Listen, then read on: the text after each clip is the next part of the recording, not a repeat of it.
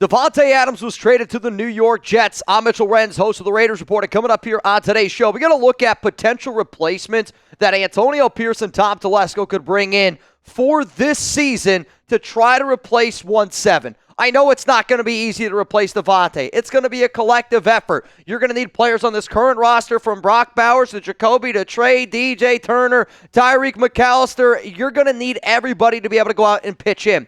But there are players in free agency. There's also some players that we can look at in the potential trade that if the Raiders wanted to, and I can't blame Telesco and AP for trying to save their jobs, to go out and add another receiver to this room. So if you didn't see the trade that went down, Davante went to the Jets. The Raiders got a conditional third-round pick that can turn into a second pick if Davante is a first or second team All-Pro this season, or if the New York Jets go to the AFC Championship game or go to the Super Bowl. I don't think that those things are going to happen. I'll be honest, I would be shocked about it, so I do think the Raiders are going to end up with a third. But the Raiders right now do have a little bit of a hole at their wide receiver room. You got Jacoby as your number one. He was unable to play last week with a little bit of an injury. After that, it is a lot of players that I want to believe in. Trey Tucker. I want to believe in DJ Turner, but there is a lot of unknowns here. There's no doubt about it. Now, if you guys want to be able to get all this free content here around the Las Vegas Raiders, I know this, and I make this promise.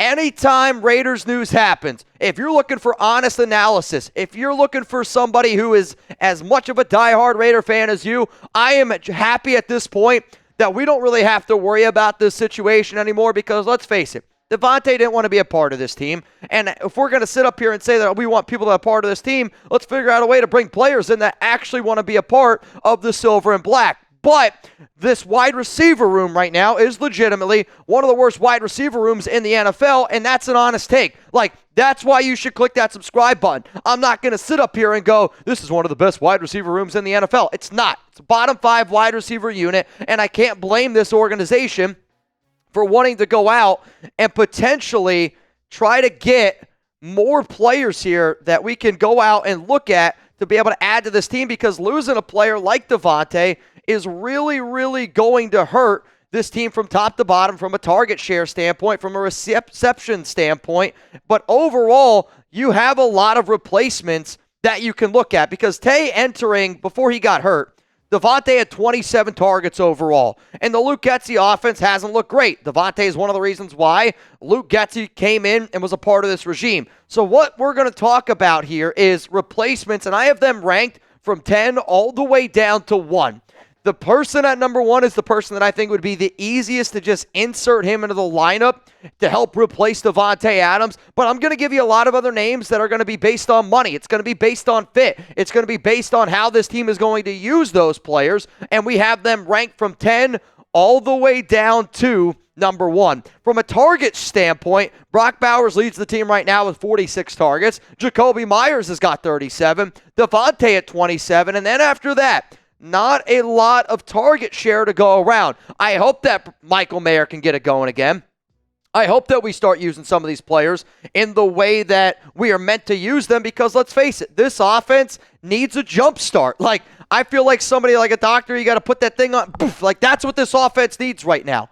And I don't believe in Luke Getsy. And I don't know if the best option is to go out and get another receiver. Quite frankly, I want the Raiders to plan for the future. But you can't blame AP and Telesco for trying to win this season and trying to replace Davante. I think that they got to at least go out and add another receiver, and we'll talk about some of those players that they could look at today. So how about this? And be honest. Scale it from 1 to 10. 1, you're not confident at all. 10, it's the best wide receiver group in the NFL. What is your confidence level in the Raiders wide receiver group? Scale from 1 to 10. You're about to get hit with a YouTube ad break. While you're getting hit with that ad, scroll on down to the comments and give me your answer on that confidence level. My confidence level right now in this Raiders wide receiver group is a 4. And it's a 4 because there's not a lot of talent, and we also don't have the best offensive coordinator to put these guys in the right situation. Now, if I were to insert Brock Bowers into that equation, Harrison Bryant, and if you're able to get back Michael Mayer, then I do think it makes our skill position players a little bit better. But going into that Week 6 game against the Pittsburgh Steelers, no Jacoby Myers, the Raiders on their team, from Trey Tucker, DJ Turner, Christian Wilkerson, Tyreek McAllister, and Alex Bachman, those guys had a combined 43 career catches. There is not a team in the NFL even close to that low of a number in terms of experience. So losing Tay hurts. But I'll also say this, and I've been saying this for weeks. If I was building my perfect Raiders roster, I wouldn't take a receiver of Davante Adams' skill set and put him on this team. Why? Because 1 and 1 don't go together. I do think that you're going to see a bit of a different offense. And yes, losing Tay is going to hurt. And replacing him is not going to be easy. So let's talk about some of the guys that we could go get here. Let's go to number 10 on our Davante replacements chart. And it's going to be Randall Cobb. Randall Cobb is retired, and I know that. Okay, and this is free agency to start. I know that Cobb is retired. The only reason why I'm bringing up Randall Cobb here is because we're halfway through the season. Cobb has played multiple NFL years with Luke Getsy, and maybe you could get him to come out of retirement. He's a good leader, which he's always had a knack for that, which the Raiders need to be able to get some extra leadership in there. He played with the Packers and Getsy from 2014 to 2017. Also played there again in 2021. Probably wouldn't cost a lot of money. But again, he's retired, and that's the reason why he's number 10 on this list. Let's go to number 9 here. It's Joe Reed. And a lot of times you look for receivers that have connections. And a lot of this list that I'm putting together here is based on some of the connections that have already or had with certain guys. Raiders GM Tom Telesco drafted him in round 5 of the 2020 NFL Draft. Chicago signed him last offseason. On January 19, 2023, he was unable to make the roster. Bears ended up cutting him on the 26th, but what you see here is at least a receiver who's got a connection with Tom Telesco, and he's got a connection, at least somewhat, with Luke Getsy from trying to learn that Bears offense last season. Coming in here at number 8, it's Alex Erickson. And Erickson, I would say, reminds me of a little bit of a better version than Alex Bachman, so maybe the Raiders don't decide to go this route. But Erickson played on the Chargers last season. He played in 8 games, was able to start in 3, and what I liked about Erickson was he got 12 first downs on 16 catches. So he was used in those situations. So if you're like, hey, Mitch, I want 3rd and Renfrow back, you might be able to get a cheap 3rd and Renfrow that kind of exemplifies or matches the talent that Alex Bachman brings to the table. Let's go to number 7 here. It's Darrius Shepherd at the receiver position. Another dude that's got some ties with Luke Getsy. Played on the Packers from 2019 to 2020 with Luke Getsy as an undrafted free agent. He was the XFL Special Teams Player of the Year back in 2023, and he was on the Chargers practice squad last season, but then was cut and signed with the St. Louis Battlehawks. The St. Louis Battlehawks is important is because our assistant GM, Champ Kelly, one of his old jobs back in 2019 was help building the St. Louis Battlehawks. So because of those connections is why Darrius Shepherd ends up making this list. But let's go to the name that a lot of y'all are screaming down in the comments. It's Hunter Renfrow. And I have been somebody that I've said this. I don't think Hunter Renfrow is very good at football anymore. He's not. The concussions have added up. But if you wanted to get back on the good graces, Mark Davis, of the Raiders fans, I'll tell you this. There's not a single player that I'm going to mention on today's show that would put a smile on Raiders fans' face more than Hunter Renfrow. I'll admit, I don't think it'd be a very good signing. I know what he has meant to this team, but the injuries, the physicality that the Raiders want to play, I'm not sure if it matches. But then again, at this point, maybe Mark wants to try to smooth a few things over with Raiders fans and make them happy. That's why Hunter Renfrow ends up making the list. There's a reason why a player is talented and has put up the numbers that Renfrow has put up has not signed yet. Teams are scared shitless of those concussions that he has endured. We'll get into the top 5 here in just a moment, but I got to give a shout out to our sponsor here, Prize Picks. How many Mets fans are in the chat? This guy right here. Well, guess what? If you plan on putting some money and you want to have a little bit of fun, you're watching the Mets and Dodgers, you can do it. Maybe the Raiders game this weekend, Thursday Night Football, daily fantasy sports, made easy. Choose more, choose less. It's really that easy. Prize Picks is the best place to get real money sports action with over 10 million members and billions of dollars in award and winnings. Prize Picks has made daily fantasy sports accessible to all. You pick more or less on at least 2 players for a shot to win up to 100 times your cash. Run your game all season long on Prize Picks. Download the Prize Picks app today. Use code CLNS to get $50 instantly after you play your first $5 lineup. Prize Picks. Run your game. Sign up today and get $50 instantly when you play $5. You don't even need to win to receive the $50 bonus. It's guaranteed. Prize Picks also offers weekly promotions that can lead to big payouts like Taco Tuesday. Each Tuesday, Prize Picks discounts select player projections up to 25%. to provide even more value for your lineups. PrizePicks is the only real money daily fantasy platform with an injury insurance policy, so your lineups stay in play even if one of your players gets injured. If your player leaves in the first half and doesn't return, PrizePicks keeps your lineup live. PrizePicks is now the best way to get sports action in over 30 sports states, including California, Florida, Georgia, and Texas. You can now win up to 100 times your money on PrizePicks with as little as 4 correct picks. More or less, Shohei Ohtani, 1 home run. Give me the less. Give me the less. I know, it's been a tough week for a lot of Raiders fans. How do you think I felt? Watching the Raiders get their you-know-what kicked on Sunday, then the Mets got their you-know-what kicked 9-0. Big bounce-back game. I've been talking shit to Nico Laz. I've been talking shit to Noah Santana. I know this. If you play a PrizePicks lineup, you're going to have a lot of fun watching whatever game that you're going to do. PrizePicks.com/CLNS. That code is down in the comments and in the description of today's show. Let's go to number 5 here for my Davante Adams replacement. It is Byron, you can hear the crunch, Pringle. And I'll admit, Pringle, probably my least favorite chip out of all. Made the Chiefs roster as a UDFA in 2018 and was with Kansas City until 2021. If you don't know, Telesco, this Raiders organization, does value teams with AFC West experience. He played with the Bears under Getsy in 2022, and he was a part of the Washington Commanders last season, and didn't really get, I think, a chance to show some of the athletic traits that he can be able to bring to the table. If the Raiders want to look for a receiver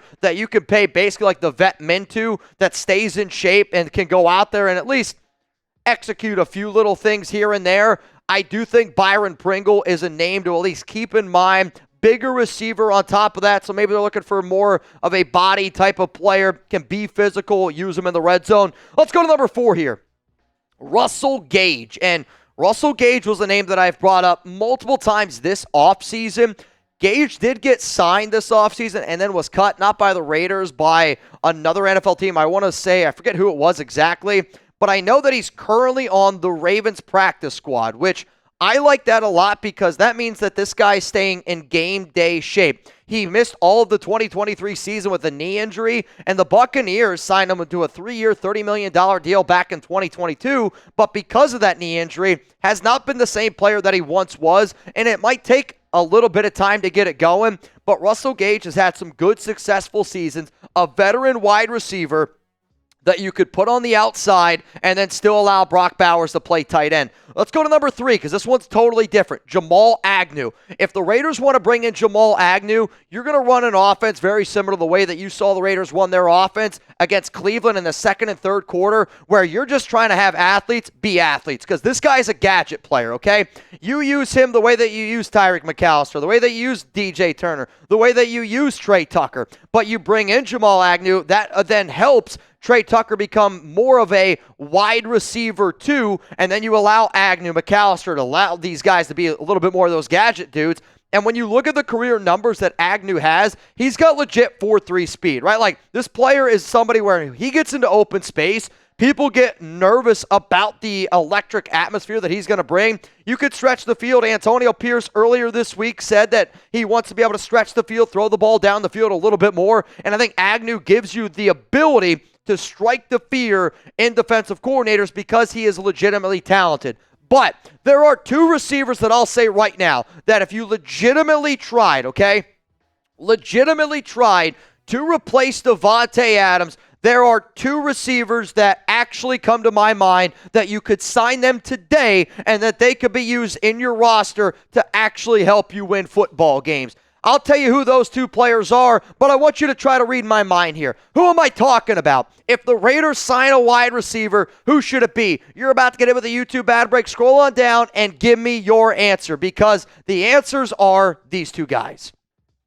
First name I'm going to bring up is Corey Davis, and Corey Davis might be a little bit of a surprising name out there to hear, and I saw somebody just say T. Higgins down in the comments. We're looking at free agency and free agency only right now. Corey Davis, okay, retired from the NFL in 2023, but tried to return to the Jets in 2024. For those that do not know, Corey Davis and Luke Getsy actually have a very interesting relationship that pans all the way back to their time together at Western Michigan in 2013. And I think that this could be one of those low-risk, high rewards where Davis was, I want to say, the number 5 overall pick many, many seasons ago for the Tennessee Titans. Corey Davis also has a relationship, a small one, with Luke Steckel, the Raiders tight end coach, who was a part of that organization on top of that. But Corey, at age 29, maybe hasn't been the best fit in certain other situations. He's been a player that's not afraid to go out there and block, can be physical, wants to get back into action, and I'm just saying with his relationship with Getsy, someone to consider. But the number one receiver that if you actually try to replace Davante Adams with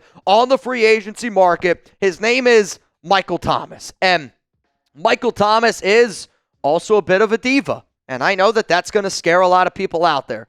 But from a talent standpoint, it might cost you a little bit more money. He could play outside receiver. He can also play in the slot. And the way that the Raiders were using Davante, that's what Michael Thomas is also best at. And I actually think that he would be a good safety blanket for a quarterback with the skill set that Aiden O'Connell has. And I do think that he's arguably the best receiver on the free agent market. If you want that wide receiver 3, like I'm not adding Michael Thomas to take targets away from Trey Tucker. I'm adding Michael Thomas to potentially line him up in the slot. You put Trey Tucker, you put Jacoby on the outside, you can put Michael on the outside. You could do a lot of different things with these guys. And he's dealt with a lot of injuries, right? Played in only 10 games and started 7 last season. I know what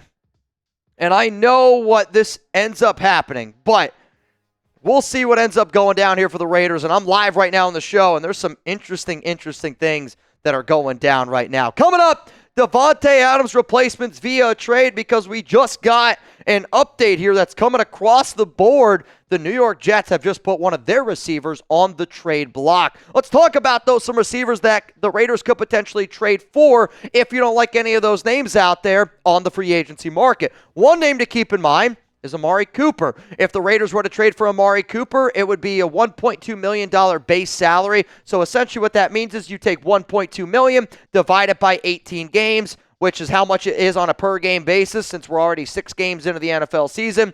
Whatever that 12 out of that 1.2 is how much you'd have to pay Amari Cooper. Another player that is a very disgruntled wide receiver in his current situation is George Pickens. George Pickens has not been happy with what's been going down in Pittsburgh. I'll admit, I don't really want Pickens because he's the definition of a diva, but he likes to block when he actually is motivated. I would stay away from Pickens. If the Raiders want to legit go out and look for a wide receiver 1, I would say T. Higgins might be the name to keep in mind, but then again, you're going to have to pay him because he wants to get paid. So it's not just trading for him from Cincinnati. It's a lot of money on top of that, and you just moved on from Davante. Yes, having a receiver like T. Higgins at 6'4", 220 would obviously help out your offense quite a bit here. But again, how much does that actually move the needle? Doesn't really move it this season. If you end up making the trade, though, it's for the following years down the road. But the receiver that just got put, on the trade block, according to Jordan Schultz, is Mike Williams. And it does not surprise me at all, and I mean whatsoever. Mike Williams struggled a little bit on Monday Night Football. Him and his connection with Aaron Rodgers has been off. A player that's been battling some injuries, but the Jets, with them trading for Davante, they got Garrett Wilson, they got Allen Lazard, they have Davante Adams now. So Mike Williams is on the trade block, and I'm telling you right now, I will be curious to see if the Raiders put in a trade for him, because Telesco drafted Mike Williams. Telesco also gave Mike Williams a contract extension. There's been a lot of injuries around Williams, but if the Raiders were to trade for him, I wouldn't want to give up anything more than a 7th-round pick. And I don't know if that's how easy it's going to be, but if you could get a 7th-round pick for Mike Williams, if I'm the Raiders, I would consider it. Another name that I'll consider here from the New York Jets is Malachi Corley, who really hasn't gotten much run out of Western Kentucky, but does have some of that physicality that the Raiders are looking for overall. Another player to throw out there that has not been very happy with the Green Bay Packers has been Romeo Dubbs. Not really been getting as involved as what he likes to be getting involved, so that could be a cheap receiver to look at. Treylon Burks, his name has been brought up multiple times in trade rumors. I'll admit, another player that I don't love the idea of going out and trading for him because he hasn't been always in the best shape. Another player here from New England, and if the Raiders, here's the sneaky name. It's Kendrick Bourne. And Kendrick Bourne's been another dude that's been thrown out there multiple times. Got a great relationship with Jacoby Myers. Kendrick Bourne, I know he comes from New England, has some ties to Tom Brady and company, who's about to, take stake here for the Raiders. Those, to me, though, are all the names of honest wide receiver trade targets. Like, you can't just say any name just because you want to get a name out there. You can't trade for Brandon Ayuk because the 49ers got to eat $40 million. That's not going to happen. These are names that have been reportedly at least on the trade block, or names that their teams could potentially move on from them. If you missed any of today's live show, or if you missed my video walking into work today, I'm literally crossing the street, dodging cars, saying that the Raiders traded for Davante Adams. I want y'all to give me a follow on IG. I want y'all to give me a follow on Twitter. I'm at Mitchell Renz 365, and I try to keep you guys up to date on as much content as humanly possible. You're not always going to agree with my lists. You're not always going to agree with my takes. You're not always going to agree that we do beer bongs probably way more often than what we should. But I'm a normal Raider fan just like you, and I want this team to win, and I put in a lot of time and effort, a lot of energy. I love hanging out with the nation, and I hope that all y'all love hanging out with Chugs and I, because even though the Raiders moved on from Davante, I hope that you guys don't try to replace us. I hope that you guys show up here every single week, bring your A game, because we're going to bring our A game every single week.